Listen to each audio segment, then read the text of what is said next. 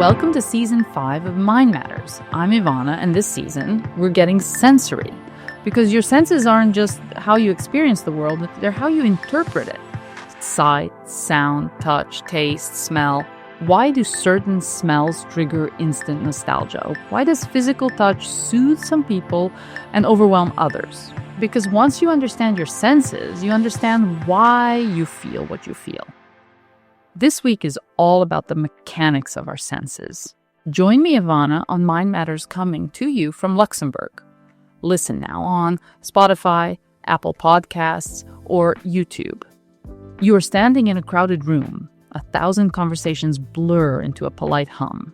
Lights glitter on glass. But then, one tiny swirl of air cuts through everything. A trace of warm skin, lavender, and something faintly metallic brushes past your nose. Your heart kicks, just slightly. You haven't identified the odor, but your body has. The pull comes before a single thought forms. You can't explain it. Yet you would cross the room to follow it. This is not a mystical sixth sense in evolutionary terms. It is our first. Hello, I'm back. After grinding through my exams this month, I'm back behind the mic for Mind Matters. Today, we're going to explore the most overlooked of our senses, smell. It slips under language, under logic, and plugs directly into memory, emotion, and desire.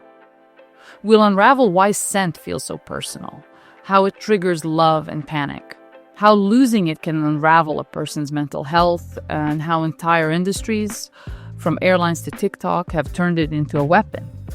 This is the invisible sense. Let's start with the plumbing. Every breath you take carries invisible, volatile molecules, tiny chemical signals, past about 25 million receptor neurons tucked deep in your nasal cavity. These receptors fire into the olfactory bulb, a structure that skips the usual sensory relay through the thalamus and shoots straight to the amygdala and hippocampus, the brain's emotion and memory hubs, before vision or sound even get a chance. A 2024 real-time brain imaging study actually captured this shortcut. Individual cells in the piriform cortex, amygdala, and hippocampus encoded odor within milliseconds. Repeated exposure caused those signals to fade just as quickly, which explains why the first sniff of something hits hard but quickly loses its punch. If you've ever been transported back to a childhood summer by the smell of sunscreen or rain on hot pavement, you felt this pathway at work. Harvard Medical School researchers even nicknamed it Proust in a sniff, referring to Marcel Proust's famous passage about a Madeleine cookie unlocking an avalanche of memory. Neuroimaging backs this up. fMRI consistently shows stronger amygdala activation for smells than for even the scariest visual cues. Smell isn't just a report from the world. It's a live electrical wire carrying emotion with a jolt. And the media can't get enough of this idea. HBO's The Last of Us dramatized it by turning smell into a trigger for panic, as spores from infected bodies trigger primal fear before danger even appears. Meanwhile, Netflix's Chef's Table has repeatedly shown chefs leaning on smoky or herbal scents to evoke nostalgia and awe, even before a guest tastes a dish. Both showcase how smell bypasses logic and heads straight for emotion. Scent, trauma, and desire. Because smell dives straight into limbic territory, it can spark extremes, terror or lust. A 2025 fMRI trial with combat veterans exposed participants to neutral photographs paired with either combat-related odors, diesel fumes, burning rubber, or neutral scents. Veterans with PTSD showed a bizarre pattern: heightened brain connectivity between smell and vision for safe, neutral images, but a muted response to actual combat odors, as if their alarm system was scrambled and permanently scanning the air. This is why a whiff of barbecue can catapult someone back to a roadside explosion in Kandahar. Hollywood has played with this repeatedly. In American Sniper, a subtle cue, the smell of motor oil, becomes a stand-in for danger, making audiences feel the soldiers' hypervigilance. In contrast, series like Bridgerton or films like Perfume, the story of a murderer, lean into the erotic. Invisible notes of sweat, flowers, and musk become catalysts for obsession and attraction. The science is just as provocative. Early research on putative human pheromones like androstadienone and estradiol found that even undetectable concentrations activated the amygdala and orbitofrontal cortex, especially when the hormone matched the sexual orientation of the participant. By 2023, European teams were synthesizing analogs that could tweak mood circuits within minutes, hinting at potential treatments for mood disorders, though regulators are cautious. And then the dark flip side, losing smell can make life emotionally flat. A Belgian cohort study of COVID-19 survivors found that those still anosmic 6 months later had significantly higher rates of depression and anxiety than peers who regained their sense. Headlines in The Guardian and New York Times featured haunting testimonials. "I can't smell my children anymore. I don't feel like myself." Clinical psychologists now screen for olfactory loss when assessing post-viral mood disorders. Newborns only hours old can orient toward a pad soaked in their own mother's breast milk over one from another woman, even before they've nursed. Beyond feeding, the smell lowers premature infants' heart rates and pain scores during heel prick blood tests, a natural anesthetic according to studies cited in The Lancet. Popular media has latched onto this primal link. Viral TikTok videos show mothers saving their babies' worn onesies in sealed bags for comfort when the child is hospitalized. Parenting forums light up with debates over why some mothers bristle when relatives douse their babies in perfume. Oxytocin spikes when mothers smell their infant's natural scent, and artificial fragrances can feel like a literal barrier to bonding. This isn't sentimentality. Smell here is a survival tether, keeping parents and offspring close, one whiff at a time. Corporations know the science, and they use it. Singapore Airlines famously scents its cabins, hot towels, and crew uniforms with a proprietary fragrance called Stefan Floridian Waters. Floral citrus notes sit on a lavender base designed to imprint luxury and familiarity. The scent is trademarked and used worldwide to anchor the brand in passengers' memories.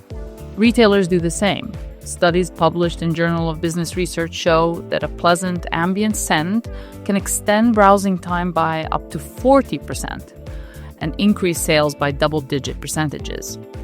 Abercrombie & Fitch took it too far, blasting a potent cologne through its ventilation system so aggressively that teen activists picketed stores, calling it toxic overscenting.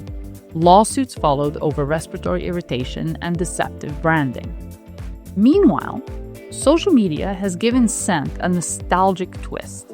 TikTok's scent memory box trend, users sealing fabrics from deceased loved ones or lost pets in airtight jars, has racked up millions of views.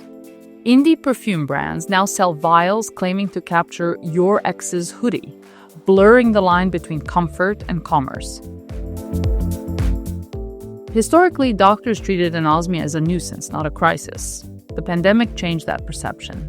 Meta-analyses across Europe, including work published in The Lancet Psychiatry, show that olfactory loss predicts social withdrawal, lowered motivation, and even elevated suicide risk, especially for those with prior mood disorders. Beyond emotion, smell is a safety system. It warns us of spoiled food, gas leaks, and signals intimacy cues that sight and sound can't replace. Therapy exists, though it requires patience. Olfactory training, sniffing rose, lemon, clove, and eucalyptus twice daily, has shown neuroplastic benefits.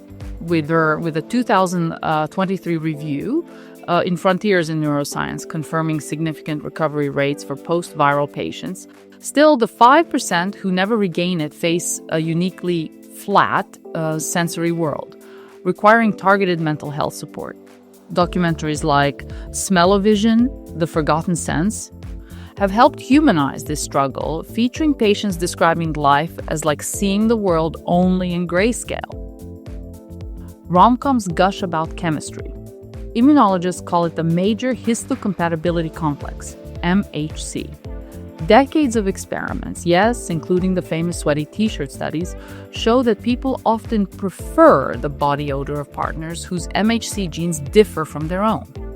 This diversity may bolster immune strength in future offspring. A 2024 Finnish study complicated the picture. Women preferred MHC-similar odors during fertile phases, but lab tests revealed that sperm from MHC dissimilar men swam faster in their follicular fluid. The takeaway? Our noses may pick for familiarity, but our gametes may vote for diversity, a two-step biological filter. Netflix's dating experiment Love is Blind toyed with the idea, hinting that maybe blind dating would be more authentic if scent, not selfies, were the deciding factor. Some indie dating apps like Pheromones even claim to match users based on genetic compatibility through cheek swabs, though the company shuddered after privacy concerns. Remember those synthetic pheromones tweaking amygdala activity? Or the lavender studies that showed lasting changes in brain connectivity for hours? Pair that with virtual reality PTSD therapy, where veterans now face not only combat sights and sounds, but piped-in odors of diesel and smoke. Suddenly, you glimpse a future where clinicians edit emotions by controlling the air itself. The ethics? Still a gray fog. Should we let marketers, therapists, or governments decide which feelings to dial up or down? Films like Minority Report imagined scent being used for advertising and surveillance. The gap between science fiction and lab reality is closing fast. From a newborn's first comforting breath to the perfumed cabins of long-haul flights, from a veteran's flashback to the familiar whiff of a lover's t-shirt. Smell is the only sense that never routes through the cerebral cortex before it moves us. It's the invisible author of countless decisions dressed up as logic after the fact. Thank you for joining me for Season 5 on our senses. I will link all the studies and references in the show's description. If you found this discussion insightful, please consider sharing it with friends, family, or colleagues. Let's keep the conversation going about how we can make this affluent corner of Europe a healthier, more equitable place for everyone. Until next time, remember, your mind matters, and taking care of it is the best investment you'll ever make.